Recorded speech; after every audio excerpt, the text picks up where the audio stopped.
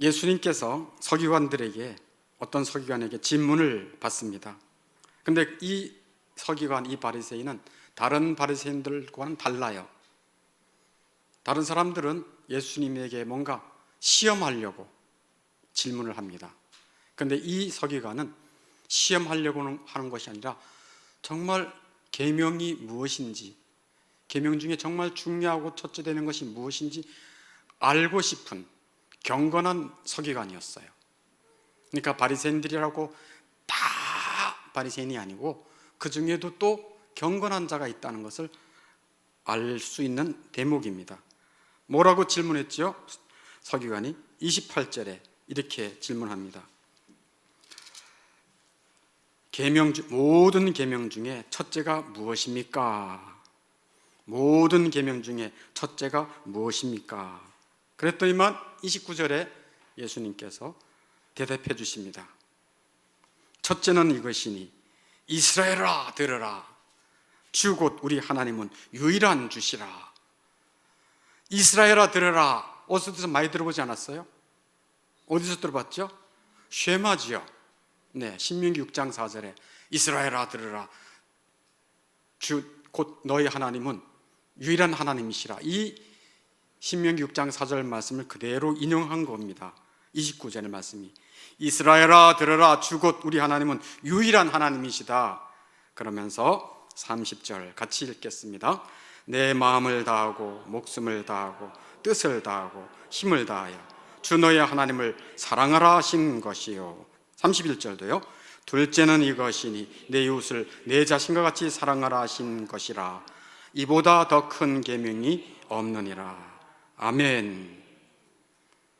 그러니까 두 가지로 예수님께서 이보다 더 큰 계명이 없다 하면서 십계명을 두 가지로 말씀해 주시죠.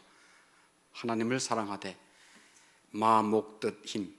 무슨 뜻인가? 마, 목, 뜻, 힘. 마음을 다해, 목숨을 다해, 뜻을 다해, 힘을 다해. 그냥 사랑하는 게 아니라요. 마음을 다해, 목숨을 다해, 뜻을 다해, 힘을 다해 주 너의 하나님을 사랑하라는 거예요. 그리고 둘째는 이웃을 사랑하라는 것이에요. 이게 십계명의 핵심이라는 거예요.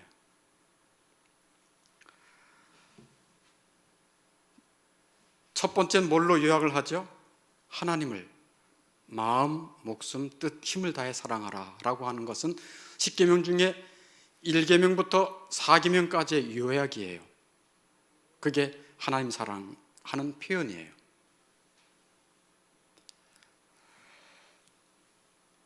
사람들이 왜 하나님이 주신 계명을 순종하지 않는가? 왜 그런 것 같습니까? 하나님의 계명을 별로 그렇게 귀히 여기거나 순종하려고 하지 않아요.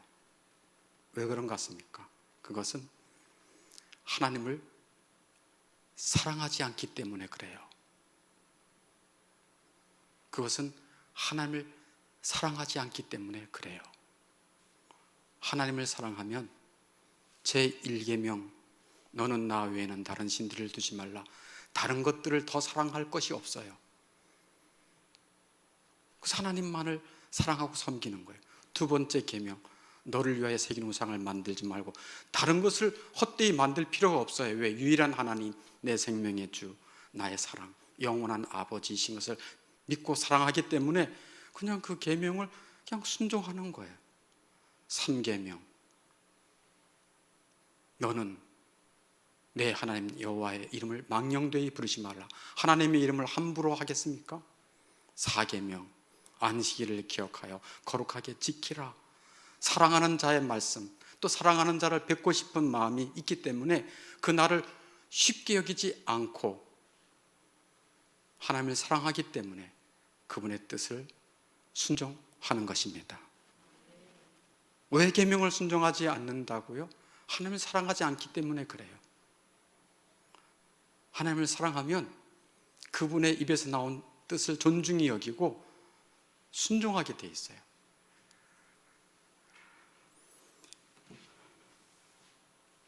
예수님께서도 이런 말씀을 분명히 했어요. 요한복음 14장 23절에서 사람이 나를 사랑하면 내 말을 지키리니 하고 말합니다. 하나님이신 예수님이 오셔서 이 사실을 분명히 언급해요. 나를 사랑하면 내 계명을 지킨다. 나를 사랑하지 않으니까 내 계명을 씹는 거야 라고 말씀하시는 거예요. 사랑은 상대방을 존중하는 마음입니다. 그래서 하나님을 존귀 여기는 마음이 있기 때문에 하나님의 뜻을 따라 살려고 하는 거예요. 사람도 상대방을 존중하는 마음이 있으면 거기에 따라 행동을 하게 돼 있습니다. 존중하는 마음으로 상대방을 사랑할 수 있는 거예요. 존중하기 때문에. 존중하는 마음으로 상대방을 향하여 행동하는 거예요. 그게 사랑이에요. 하나님을 향해서는 존귀, 사람을 향해서는 존중. 사람을 존중히 여기며 사랑하는 사람이 어떻게 그 사람의 가진 것을 시기하겠습니까? 그 사람이 누리고 있는 것들을 너무 즐거워하지 않겠어요? 왜? 사랑하니까. 너무 좋다. 상대방이 가진 것 사랑하는데 상대방의 것을 탐내겠습니까? 시기하겠습니까? 부러워하겠습니까? 악을 행하겠습니까? 그렇지 않아요. 존중히 여기기 때문에 존중하는 마음으로 사랑하는 자는 그렇게 하지 않아요. 교회에서 제가 이제 조나단 에드워드를 개혁주의 목사님들 중에 이제 마지막 최고봉으로 이렇게 꼽는 분이 조나단 에드워드입니다. 조나단 에드워즈가 교회에 대해서 아주 적용되는 말씀을 했더라고요. 제 말이 아니고 조나단 에드워드 목사님의 말씀인데, 목회자가 사랑을 가지고 있으면 주께서 맡긴 영혼의 감독자와 목자인 줄 알고 그 역할을 충성스럽게 감당하려 한다. 영혼의 유익을 위해 끊임없이 돌보고 기도하고 양육하고 권면하고 훈계도 할 것이다. 사랑은 교우들로 하여금 목회자에게 복종하고 싶은 마음을 줄 것이다. 목회자의 생활비를 제공하고, 굉장히 실제적이죠. 목회자의 생활비를 제공하고 그들의 교훈과 가르침을 따르고 싶어하는 마음을 줄 것이다. 뭐가요? 사랑이 있으면 그런 마음을 줄 것이라는 얘기예요. 그리고 목회자들을 위해 기도할 것이다. 조나단 에드워드 목사님이 목회자가 사랑을 갖고 있으면 교우를 어떻게 대하고, 교우들이 사랑을 가지고 있으면 목회자를 어떻게 대하는가에 대한 구체적인 적용의 말을 하고 있어요. 너무 직접적인 질문 같지만 우리 교우들은 목회자, 또 여러분의 영혼과 구원을 위해 애쓰는 이 목회자를 얼마나 사랑하고 있는지요.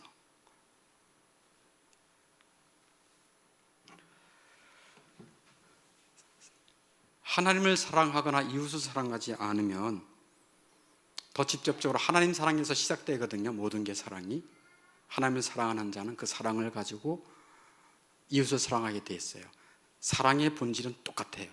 하나님을 향한 사랑이나 이웃을 향한 사랑이나 비슷해요. 그 본질이. 하나님을 사랑하지 아니하면 사람들은 무엇을 사랑하며 살까? 여러분 궁금하시죠? 하나님을 사랑하지 아니하면 그러면 사람들은 무엇을 사랑할까? 성경에 있어요. 디모데후서 3장 1절부터 4절까지 말세 때에 사람들이 뭘 사랑하는 줄 아느냐? 라고 하면서 말세에 고통하는 때가 이르겠다. 2절에 사람들이 누구를 사랑한대요? 네, 자기 일을 사랑해요. 자기밖에 사랑할 줄 몰라요. 자기를 사랑한다. 두 번째는 뭐를 사랑한대요? 돈을 사랑해요. 돈을 사랑하고, 돈 때문에 사이가 다 갈라지는 거예요. 돈을 사랑하니까.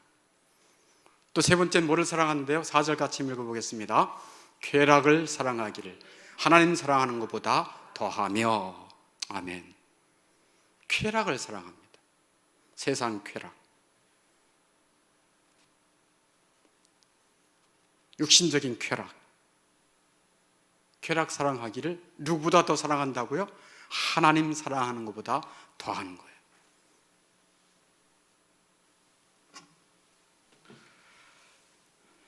예수님은 이 말세 때의 징조 중에 사랑에 관련해서 이런 말씀도 하고 있습니다. 마태복음 24장 12절에서 예수님이 이렇게 말씀해요. 많은 사람의 사랑이 식어지리라. 많은 사람의 사랑이 식어지리라. 사랑이 식어지는 세상이 될 것이라고 말해요. 부모 자식 간의 사랑이 식어지고, 형제 간의 사랑이 식어지고, 부부 간의 사랑이 싸늘해지고, 교우 간의 사랑도 다른 사람의 교우에 대해서 관심이 없어요. 왜? 자기만 사랑하니까. 나라를 사랑하는 것도 부족해요. 나라를 위한 기도도 부족하죠. 우크라이나, 저 전쟁 속에 고통당하는 우크라이나를 향한 관심과 사랑도 식어진다는 거예요.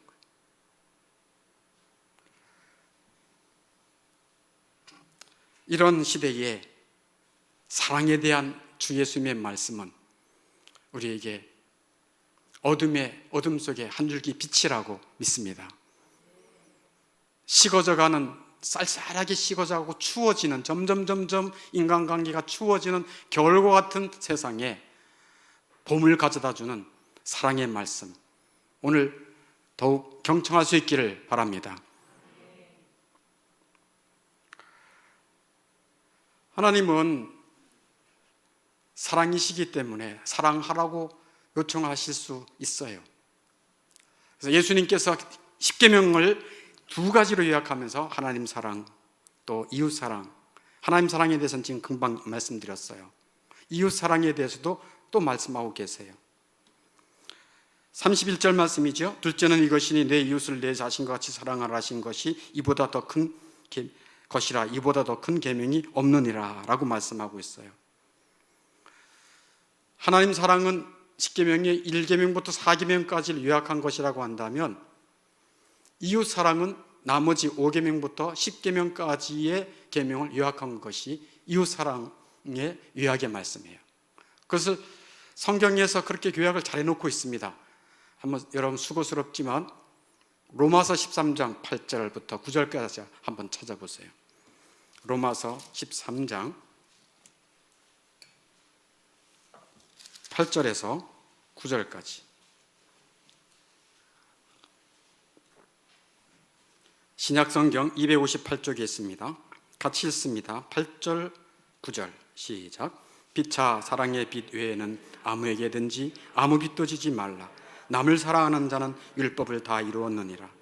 간음하지 말라, 살인하지 말라, 도둑질하지 말라, 탐내지 말라 하는 것과 그 외에 다른 계명이 있을지라도 내 이웃을 내 자신과 같이 사랑하라 하신 그 말씀 가운데 다 들었느니라. 아멘.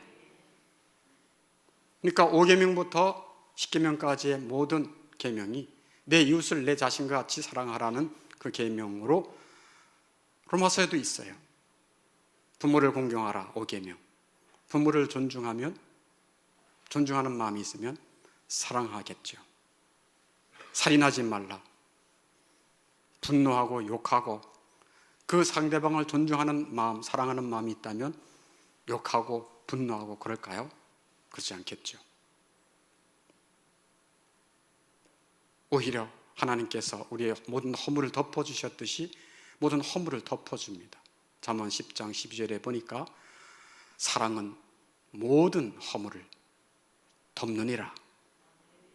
사랑은 모든 허물을 덮느니라 라고 말하는 거예요.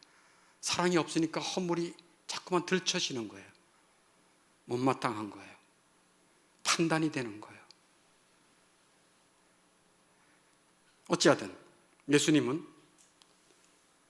내 이웃을 내 몸과 같이 사랑하라 라고 말씀하고 계세요. 하나님의 계명을, 10계명을 두 가지로 요약하죠. 누구 사랑, 누구 사랑요? 네, 여러분이 다 이제 여러분들이 말씀드려도 되겠어요?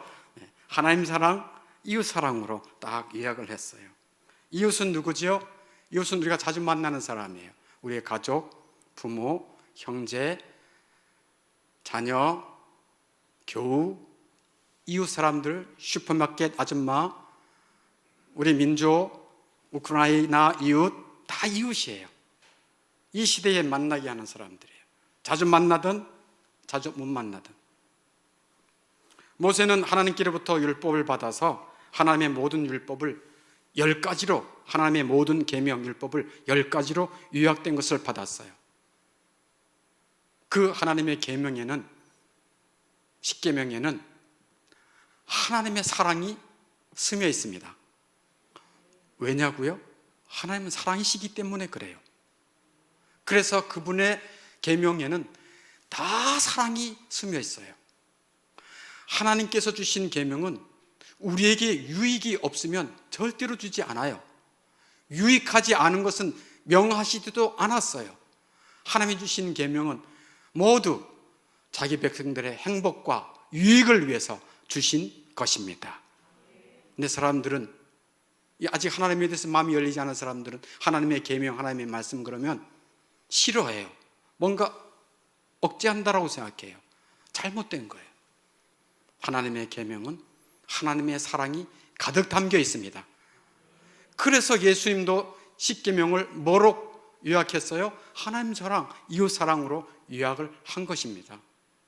더 나아가서 사도 바울은 예수님이 요약한 하나님 사랑, 이웃 사랑을 또 하나로 요약했어요. 그게 뭡니까? 로마서 13장 10절에 있는데, 사랑은 율법의 완성이니라. 사랑은 율법의 완성이니라. 하나로 요약을 했어요. 사랑으로 요약을 했어요. 사랑. 다시 말해서 성경에서 하지 말아라, 하라 라고 하는 하나님의 모든 계명, 율법, 모든 것들은 하나님의 사랑이 담겨져 있습니다. 여러분 그렇게 믿으십니까? 하나님의 사랑이 담겨져 있어요. 그래서 예수님이, 이 서기관이 질문해서, 예수님, 크고 첫째 된 계명이 뭡니까? 그거 뭔 줄 아냐? 하나님 사랑하고 이웃을 사랑하는 거야. 하나님 사랑할 때 마음, 목, 뜻, 힘, 마음을 다해, 목숨을 다해, 뜻을 다해, 힘을 다해 사랑하는 것이고, 내 이웃을 내 몸과 같이 사랑하는 것이야. 이거보다 크고 큰 계명이 없어 하고 예수님이 말씀해 주셨어요. 이 말씀을 듣고 서기관이 고백하는 말씀이 33절 말씀이에요. 12장 33절에 뭐라고 말씀합니까? 제가 보겠습니다. 또 마음을 다하고 지혜를 다하고 힘을 다하여 하나님을 사랑하는 것과 또 이웃을 자기 자신같이 사랑하는 것이 전체로 드리는 모든 번제물과 기타 제물보다 낫습니다 하고 예수님의 말씀을 듣고 이런 대답을 해요. 마음을 다하고 지혜를 다하고 힘을 다하여 하나님을 사랑하는 것과 또 이웃을 자기 자신과 같이 사랑하는 것이 모든 제물, 모든 제사 드리는 것보다 낫다라고 말해요. 이 말은 사실 오래전에 사무엘이 사울 왕에게 한 말이에요. 사무엘이 사울 왕에게 뭐라고 얘기했나요? 사무엘상 15장 22절에 순종이 제사보다 낫습니다 라는 말을 이미 오래전에 했어요. 제사의 가치는 하나님의 뜻을 순종하는 마음을 제사를 통해 표현하거든요. 제사의 가치는 하나님의 뜻을 순종하는 마음을 제사를 통해 표현하는 것이거든요. 그러므로 순종이 제사보다 낫다라고 하는 것은 당연한 말입니다. 여기에 대한 서기관의 그 대답을 듣고 예수님께서 34절에 이렇게 말씀하세요. 예수께서 그가 지혜 있게 대답함을 보시고 이르시되 너가 하나님의 나라에서 멀지 않도다. 너가 하나님의 나라에서 멀지 않도다. 서기관이 한 말을 흡족히 여기셨어요. 매우 기쁘게 여기셨다, 그런 얘기예요. 그리고 서기관의 믿음이 한층 더 향상된 것을 보셨어요. 그리고 그의 믿음을 인정해 주셨어요.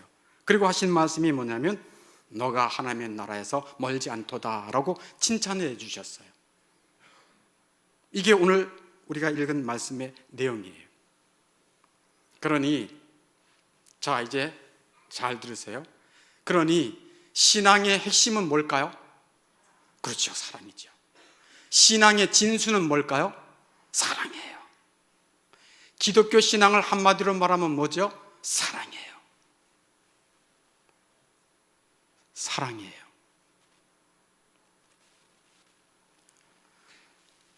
신앙의 진수가 사랑이라는 뜻이 무슨 소리입니까? 믿음이 있다라고 하나님을 믿는다라고 하는 사람이라면 사랑이 나타난다는 거예요. 어떻게 나타나는 거예요? 하나님을 사랑하는 것으로 나타나고, 하나님 어떻게 사랑한다요? 마음을 다하고 목숨을 다하고 뜻을 다하고 힘을 다해 하나님을 사랑하는 것이고, 이웃을 사랑하는 삶으로 나타나는 신앙이 기독교 신앙이라는 거예요. 영혼이 없는 몸이 죽은 것과 같이 사랑이 없는 신앙은 죽은 것입니다. 사랑이 없는 믿음은 죽은 것입니다. 아무것도 아니라는 거예요. 고린도전서 13장 2절에 이런 말씀을 해요. 산을 옮길 만한 믿음이 있을지라도 사랑이 없으면 내가 아무것도 아니요. 아무것도 아니라는 거예요. 사랑이 없으면. 또 갈라디아서 5장 2절에서는 저를 따라 해보세요. 사랑으로서 역사하는 믿음. 네, 무슨 소리예요? 믿음은 사랑으로 역사한다는 거예요. 하나님을 믿는가? 사랑이 나타난다는 거예요. 하나님을 사랑하고 이웃 사랑하는, 자기 식구들을 사랑할 줄 알고 배우자를 사랑할 줄 알고 온갖 허물을 덮을 줄 알고 교우들을 사랑할 줄 알고 주님을 사랑할 줄 알고 멀리 있는 열방의 이웃들도 생각하며 기도할 줄 알고 마음으로 어떻게 하지? 그런 마음이 울컥울컥 올라오는 그 사랑이 믿는 자의 모습이라는 거예요.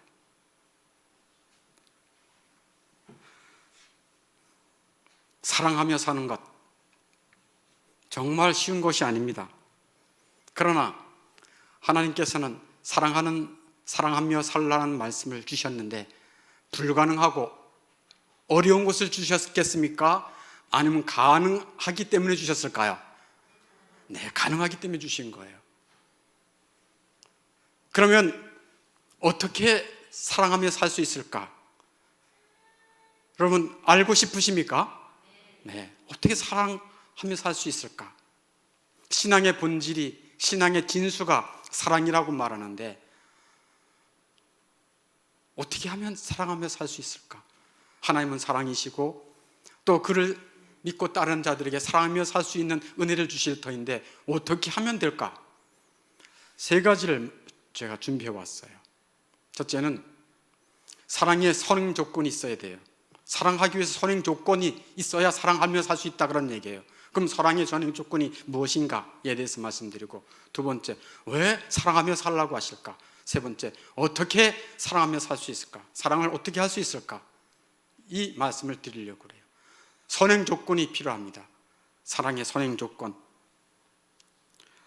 하나님을 사랑하고 이웃을 사랑하며 살 수 있는 일에 선행되는 일이 무엇일까? 그것은 하나님의 사랑에 대한 지식이 있어야 됩니다. 하나님의 사랑에 대한 지식이 있어야 됩니다. 여러분 잊어버리면 안 돼요.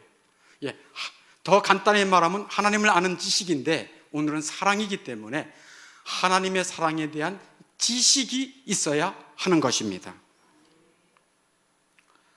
목사님, 우리 부모들이 자식을 사랑하잖아요. 그래서 주야로 자녀를 걱정하며 양육하고 돌보고 모든 필요한 것들을 쏟아부으면서 자녀를 사랑하는데 그 사랑 아닌가요? 그것도 사랑이죠. 남녀 청춘이 서로 사랑하고 서로 좋아서 결혼하죠. 사랑이죠. 그러나 하나님의 사랑에 대한 지식이 없이는 제대로 된 사랑을 할 수가 없습니다. 참된 사랑을 할 수가 없습니다. 왜냐하면 사랑은 우리에게서 난 것이 아니고 하나님에게서 오기 때문에 그런 것입니다. 사랑의 꽃은 땅에서 찾을 수가 없어요. 사람의 마음에서도 찾을 수가 없어요. 그래서 하나님의 사랑에 대한 지식이 있어야 되는 거예요. 하나님의 사랑에 대한 지식의 태양이 뜨지 아니하면 차갑고 깜깜해요. 태양이 없다고 생각해 보세요. 그러면 캄캄하고 차갑다 그런 얘기예요.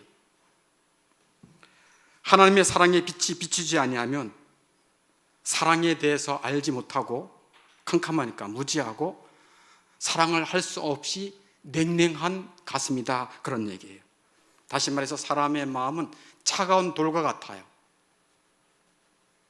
자기조차 사랑하기가 어려워요. 그런데 그 차가운 돌이 따뜻해졌다라고 한다면 무슨 일이 벌어진 거예요? 낮 동안에 뜨거운 태양이 하루 종일 그 돌을, 그 자갈을 덮였기 때문에 그 차가운 돌이 따뜻해진 거예요. 하나님의 사랑의 빛이 비칠 때, 하나님의 사랑의 빛이 비칠 때 어둠 속에서 이게 사랑이구나, 이게 하나님의 사랑이구나, 하나님이 나 같은 죄인을 사랑하시는구나, 영원히 사랑하시는구나 라는 사랑을 알고 믿을 수 있고, 사랑의 빛은 빛만 비치는 게 아니라 뜨거움도 주는 것입니다. 그래서 사람의 심정에 따뜻한 사랑을 불러 일으키는 것입니다. 그래서 따뜻한 사랑을 할 수가 있어요. 더 뜨거운 사랑을 할 수 있다 그런 말씀이에요.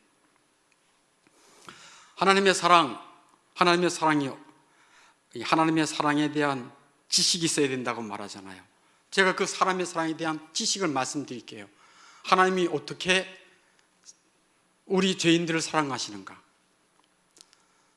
성부 하나님은 우리 죄인들이 고통하고 사랑이 없어서 부패해서 살아가는 우리 인생들을 긍휼히 여겨 주십니다.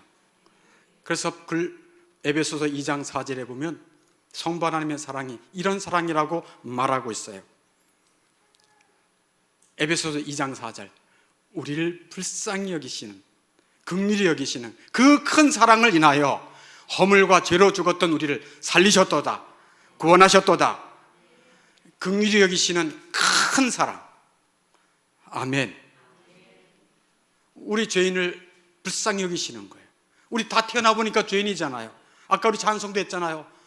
우리 마음에는 죄가 가득 찼으나, 우리 마음에는 죄가 가득 찼으나 우리 하나님에게는 사랑과 은혜가 가득 차 있습니다. 그게 하나님의 사랑이에요.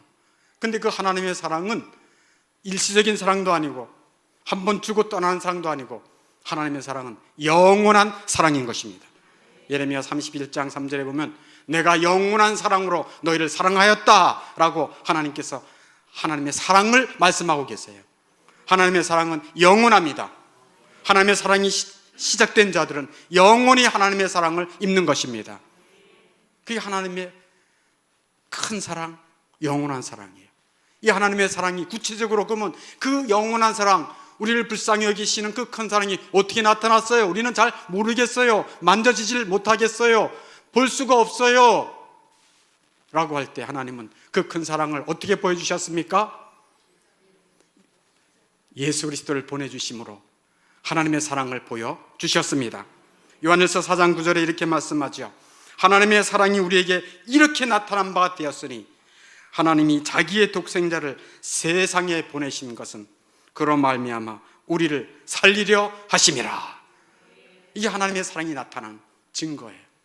그래서 예수님은 죄인들의 모든 죄값을 속량하시기 위해, 즉 하나님의 공의를 만족하고 하나님의 사랑을 퍼부어 주시기 위해서 예수님은 십자가에서 죽으신 것입니다. 자기를 따르는 자들을 위해서 그들을 사랑하기 때문에 죽으신 것입니다. 사랑은 희생이잖아요. 그래서 희생하여 죽으신 거예요. 몸을 다 바친 거예요. 그게 주 예수 그리스도의 사랑입니다. 그런데 이 예수님의 사랑, 십자가의 사랑을 우리의 이성으로는 믿으려고 하지 않아요. 왜? 못 봤으니까. 우리는 너무 합리적이고 너무 본능적이고 봐야지, 만져줘야지, 유다 도마처럼 만져봐야지, 봐야지 믿는 그런 어리석음이 있어요. 그래서 우리가 우리의 이성으로 믿기가 어려워요. 그래서 성령 하나님께서 우리의 마음에 하나님의 사랑을 부어주실 때 그 사랑에 대해서 눈이 열리게 되는 것입니다. 로마서 5장 5절에 보면 그런 말씀이 있어요. 성령으로 말미암아 하나님의 사랑이 우리의 마음에 부은 바 됨이니라. 성령으로 말미암아 하나님의 사랑이 우리의 마음에 부은 바 됨이니라. 그 성령께서 감동 감화해 줘야 그리스도가 보이는 거예요. 왜? 눈이 맹인인데 어떻게 예수님의 영광, 예수님의 사랑을 볼 수 있습니까? 눈을 열어 주셔야 보여지는 거예요. 우리의 완고한 마음이 벗겨져야 예수님 앞에 무릎을 꿇을 수 있는 거예요. 그게 성령께서 감동해 주시는 거예요. 성령께서 감동해 주시면 내가 죄인 되었을 때, 내가 원수 되었을 때, 내가 막가포로 살아갈 때 하나님 없다, 내 마음대로 살아갈 그때에도 하나님이 나 같은 자를 사랑하셨고 나를 위해 독생자를 보내셔서 하나님의 사랑을 확증해 보여주셨구나라는 사랑을 성령께서 감동해 주시면 깨닫게 되는 것입니다. 그게 로마서 5장 8절이에요. 우리가 아직 죄인 되었을 때 그리스도께서 우리를 위하여 죽으심으로 하나님께서 우리에 대한 하나님의 사랑, 하나님 자기의 사랑을 확실히 보여주셨느니라. 이게 성령께서 감동 감아 주셔야 하나님의 사랑이 눈이 열려지는 거예요. 이렇게 하나님의 사랑에 대한 지식, 하나님의 사랑에 대한 지식이 빛이 비치면 하나님의 사랑을 믿게 되는 것입니다. 그리고 그 사랑은 빛만 비치는 게 아니라 뭐까지 온다고요? 열기까지 오는 거예요. 우리의 차가운 마음에 따뜻하게 우리를 덮여주어서 하나님을 사랑하고 이웃을 사랑할 수 있는 시작점이 되는 것입니다. 그래서 사랑의 선행 지식이 있어야 되는 거예요. 하나님의 사랑의 빛이 비추어줘야 사랑을 모르고 캄캄한 자가 보게 되고 냉랭하고 무자비한 이 심령이 따뜻한 하나님의 사랑을 입어서 나같이 허물진 자도 원시되은 자도 죄인 되었을 때도 마다하지 않고 내 허물을 다 덮어주신 주님의 사랑에 감동하여 이웃을 바라볼 때 주님의 그 사랑으로 바라볼 수가 있는 것입니다. 이게 사랑의 선행 지식이에요. 그러면 왜 하나님은 사랑하라고 하시는가? 서로 사랑하라. 내가 너를 사랑한 것 같이 너희가 서로 사랑하라. 그러면 세상 사람들이 너희가 내 제자인 줄 알 것이야 라고 하면서 사랑을 다시 또 강조하시고 승천하신 주 예수님, 왜 사랑하라고 하시는가? 그것은 우리가 사랑할 때 하나님 앞에 무슨 보탬이 되는 게 하나도 없어요. 우리가 사랑함으로 하나님 앞에 도움이 되는 것도 없어요. 하나님 그 자체로 사랑이 풍성하시기 때문에 그래요. 왜 사랑하라고 하시는가? 사랑하는 그 마음이 복되기 위함입니다. 사랑하는 마음 자체가 복 있는 마음이에요. 사랑하는 마음 자체가 평안한 마음이에요. 사랑하는 마음 자체가 이미 천국의 마음이에요. 그래서 사랑하라고 하는 거예요. 그래서 하나님을 사랑하고 이웃을, 배우자를, 가족을 사랑하면서 하나님의 사랑을 더 많이 알아가게 되겠지요. 세 번째, 사랑은 그러면 어떻게 할 수 있을까? 사랑은 어떻게 할 수 있을까? 사랑을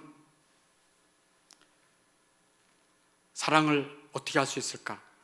이게 중요하기 때문에 요거를 또한 오늘 일부러 33 가져온 건 아니에요. 세 가지. 물론 제가 3이라는 숫자를 좋아하긴 해요. 왜냐하면 성부, 성자, 성령 하나님 이렇게 3을 좋아하긴 한데 하여튼 사랑을 어떻게 할 수 있을까? 그것은 첫째는 진리의 말씀, 진리의 설교를 듣는 것입니다.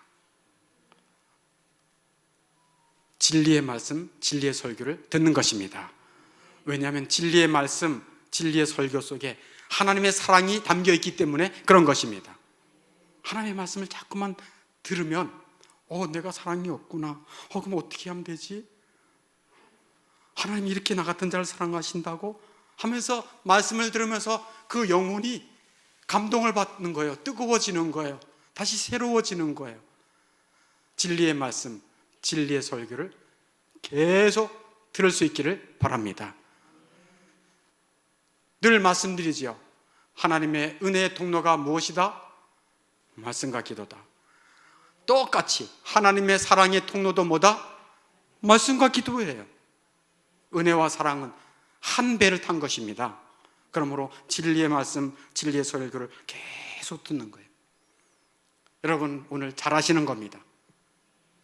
기도의 때에 진리의 말씀 듣는 것도 잘하는 것입니다. 철야 예배 때 하나님의 말씀을 또 들을 수 있는 것도 너무 잘하는 것입니다. 두 번째는 사랑을 달라고 기도하라. 사랑을 달라고 기도하라고, 사랑을 넘치게 달라고 기도하는 겁니다. 이 땅에는 사랑이 없습니다. 솔로몬이 지혜를 달라고 기도하였을 때 하나님의 기쁨이 되었습니다. 사랑이 하나님께 사랑을 좀 달라고 기도할 때 하나님의 기쁨이 되는 것입니다. 사랑을 달라고 기도하기 바랍니다. 나는 돌처럼 차갑습니다. 저는 변덕스럽습니다. 저는 나밖에 모릅니다. 하나님의 사랑도 알 수 없습니다. 사랑을 주십시오. 사랑의 눈을 열어주십시오라고 기도할 수 있기를 바랍니다. 마지막으로 같이 한번 읽어보겠어요. 시작. 사랑을 당신의 마음에 계속 불타오르도록 하라. 사랑을 당신의 마음에 계속 불타오르도록 하라. 사랑이라고 하는 건요, 우리가 원래 마음이 차갑기 때문에 사랑을 받아서 좀 데펴졌다 할지라도 걸핏하면 식어지고요, 불이 타다가도 걸핏하면 꺼져버려요. 사랑의 불이. 그래서 이 사랑이 계속 마음속에 불타오르도록 해야 하는 거예요. 마치 우리 몸의 건강한 체온이 몇 도지요? 36.5도 그 근간이에요. 그 온도에서 그 온도를 계속 건강하게 유지해야 하는 것이 중요하듯이, 추우면 옷을 껴입고 더우면 옷을 벗기고 해서 체온을 유지하듯이 사랑의 체온을 계속 유지하는 것입니다. 예수님은 에베소 교회를 향해서 너희가 첫사랑을 버렸구나 하고 사랑이 식어진 것에 대해서 책망했습니다. 책망을 했어요. 분당 사랑의 교회, 무슨 교회지요? 네, 사랑의 교회입니다. 참 좋은 이름을 옥하는 목사님에게 받았어요. 사랑을 당신의 마음에 계속 불타오르도록 하라. 사랑의 불이 꺼지지 않도록 계속 불타오르도록 하려면, 불이 꺼지지 않게 계속 불이 타오르도록 하려면 어떻게 해야 될까요? 땔감이 필요하잖아요. 땔감을 넣어야지요. 계속 불타오르도록 땔감을 넣어요. 땔감이 뭡니까? 하나님의 말씀입니다. 진리의 말씀, 진리의 설교를 계속 듣는 것입니다. 그래서 주 하나님의 지혜를 보십시오. 하나님의 백성들에게 안식일을 기억하여 거룩하게 지키라 라고 하면서 하나님의 진리의 말씀을 계속 공급해 주시지 않습니까? 그래서 땔감이에요. 진리의 말씀, 진리의 설교가. 또 이 사랑의 불이 계속 불타오르도록 땔감이 무엇일까요? 기도인 것입니다. 기도할 때 성령께서 기름을 부어주십니다. 땔감에 기름까지 부어주니 얼마나 잘 타겠습니까? 성경에는 성령을 사랑의 영이라 하십니다. 무슨 영이라 하신다고요? 사랑의 영이라고 말씀해요. 하나님은 사랑이시고 예수님도 사랑이시고 성령님도 사랑이십니다. 성령의 열매, 첫 열매가 무엇입니까? 사랑입니다. 사랑, 기라, 가평 이렇게 시작합니다. 이 땅에 살면서 무엇이 가장 큰 고통이고 어떤 것이 가장 힘든 갈등일까요?